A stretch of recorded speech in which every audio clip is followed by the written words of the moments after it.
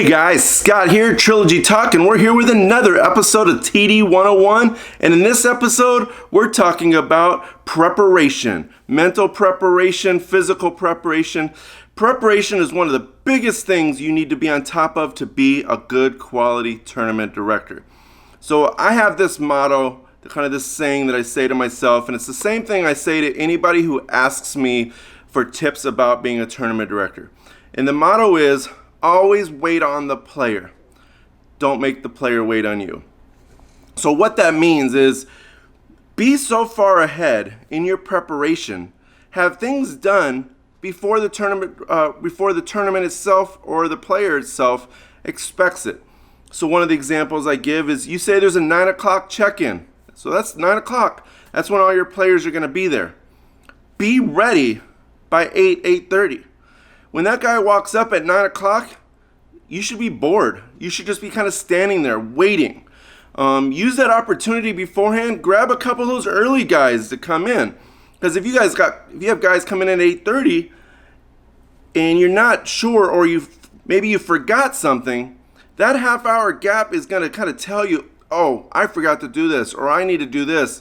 And it gives you some time to get it fixed before the mass rush would come at 9 o'clock. Or whatever time your tournament starts. But it gives you that set time, or it gives you that cushion, that preparation time in between. So being ready, having things out ahead of time. So the more you can have out there, if you think of a question a player's going to ask you, have an answer for it publicly available already. You're going to get tons of people who are still going to ask you that same question. But at least you can reference it. And then maybe over time you'll get some of those people who will go look for that in the future instead of always asking you for it. And just side tip, if I've posted on Facebook or website or Disc Golf Scene or wherever I have all my information, a question or an answer to a question, and someone asks me that question, I send them that link or I send them to the direct area. You can answer it, but if you keep it, just directly answer it, you're going to keep people who keep asking you that same question.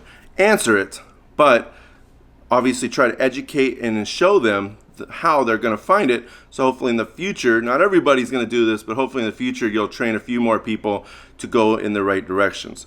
But on your event page, have a frequently asked question page or post that's pinned to the top of your page or someplace that people can find that information. Again, the more information you can have out there, the less people have to wait on you to get it out there. So course, people are going to start asking you, when is the course set up? Have an idea and have that information posted a couple weeks before. It can change. There's nothing wrong with change. Just make sure you keep up with the communication of that change. But again, if you have that information out there early, it answers a lot of questions. And people aren't always looking for questions then at that point. When you're looking at getting registration out, talk about it. I'm going to have registration out here on this date. It lets people know you're ahead of them. You're answering that question before they get there.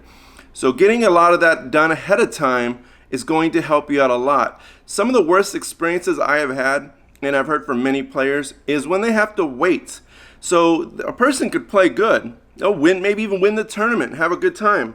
But if they have to wait for an hour after the round's over to get their rewards, it starts to take away that excitement and joy. If they come in at lunch and there isn't any answers and they're not sure and they have to waste part of their lunch trying to get an answer, those are things they're going to remember. And if the person had a bad experience at the tournament and it could have had nothing to do with you as a tournament director, it could be 100% on them, it could be they just played horrible, well then the things you don't do are going to just make it that much worse. Again, you can't fix everything all the time and you can't always be ahead. And some people you're just not going to make happy. But the more you can do, the better it ultimately will be. So again, in the morning, you have a start time for a tournament, and be ahead. Have that stuff set up when people show up. By the time the check-in process is over, you should already know where the rest of your day is going to go. Know on the board, if you're depending how big your tournament is, especially if it's a PDGA event, you can't have less than 3. Get ahead of the game. Look on you have your registration sheet. Your board should already be preset. Your scorecard should already be created prior to even showing up that morning, but at least before the players go into. And that's a big one too, a pet peeve for a lot of people, is people or tournament directors that fill that out after check-in process is over. Well, then, because then they're waiting on you. Unless you're allowing a lot of walk-ups, you should be able to have a lot of that stuff done. And even then, the way I personally do it is I fill it out based on pre-registration. And even if I have 40 walk-ups, I'll add them and fill those scorecards out as those players come in. They may not be set to the way pre-registration would be. And I sell that as a perk of, you want to make sure you're on an MPO card. If you're an MPO player, then pre-register so I can preset that. Otherwise, a walk-up MPO player very well may play with an MA1, MA2, MA3, FA1. I mean, really doesn't matter, but that's just something I personally do. If you're 100% walk-up, yes, okay, that's going to make that a little bit different. But then in that case, you know your tournament. But still, doing more so the player doesn't have to wait.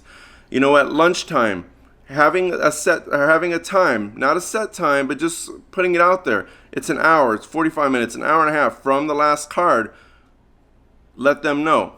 You can have things like set times. I personally don't like set times because you're kind of mandated to that. So if you say you're going to start round 1 at 9:30 and you've got a few hiccups in the morning, or people checked in late and things didn't work, and you're not started by 9:30, now you're late. The players are waiting on you. If you're done early, the players are still waiting on you because now you're having to give them even more time. Like, okay, I know we're done here at 9, but we got to wait till 9:30 because that's when I posted we'd start. So a lot of times when I'm putting in those information on tournaments, I only put a check-in time. I don't put anything else. I do not at lunchtime say what time round 2 is going to start until I know 100% when it's going to start. And I usually don't know that until the last card comes in. So say you're planning on saying second round starts at 2, but then some reason there's weather delay or slow play that makes it to where the last card comes in at 1:30. Well, typically you're going to give them an hour lunch. Not always, again, depending on maybe you're providing lunch or things like that. But now you've moved it to 2:30. Well, the people who aren't paying attention, they'll see that 2 o'clock. It requires that the players who are not going to pay attention to pay attention if you don't put it down. If you talk about it as it comes in, you can put it on the board, or what I do is I put a board out in front or put the board out on the table for my players, and I'll change it as I need to because it's sitting right next to me. It'll say second round start is, or second round players meeting is, and then usually I'll put on there ish or something to indicate it's still ever changing, or I'll publicly say this is what it is as of now, but it definitely can change depending on how much later the players come in. Awards. Have things like your payouts figured out well before the awards time. Have your checks, if you're writing checks, filled out as much as you can prior to the tournament ending. You can sign a check. You can date a check. You can put the note section in the check.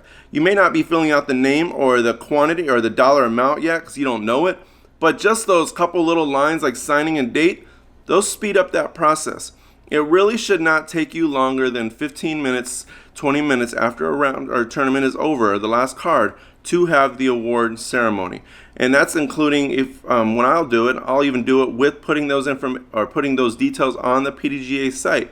I've been doing it for a long time, so I understand not everybody's going to be quite as fast, but those are things you ultimately going to strive for. Again, the player's not having to wait too long for the awards. As it is, the hardest part about running a tournament in the waiting game is those first cards that come in. They could be done a half hour, 45 minutes before the last card, and then if they have to wait that 15 minutes after that last card for the awards, they will have felt like they waited an hour. There's not a lot you can do about that. Now you can provide games or some sort of entertainment to kind of fill that void. But other than that, that's probably one of the few cases you can't control them waiting on you. Because they are waiting on you, especially if they got some kind of payout or award or things like that. They have to stick around. Where at lunch, they can go to lunch, even with those cards being out, knowing the time frame that they have to be back. It's a little bit harder for the awards. But anyway, so everything that you're doing, submitting the TD reports, get that stuff done as soon as possible after the tournament. If you can't do the PDGA scoring on site right away, as soon as the tournament's over, stop. Before you leave, or as soon as you get home, put it out or get it uploaded. If you know it's going to take you a little bit of time, make sure that that information is public so people aren't asking. Because if you don't tell them, they're going to get home, if they haven't already started looking on their phones, looking for that rating so they can share it and show it, especially if they played well. And if they don't know when you're going to post it, they're waiting on you.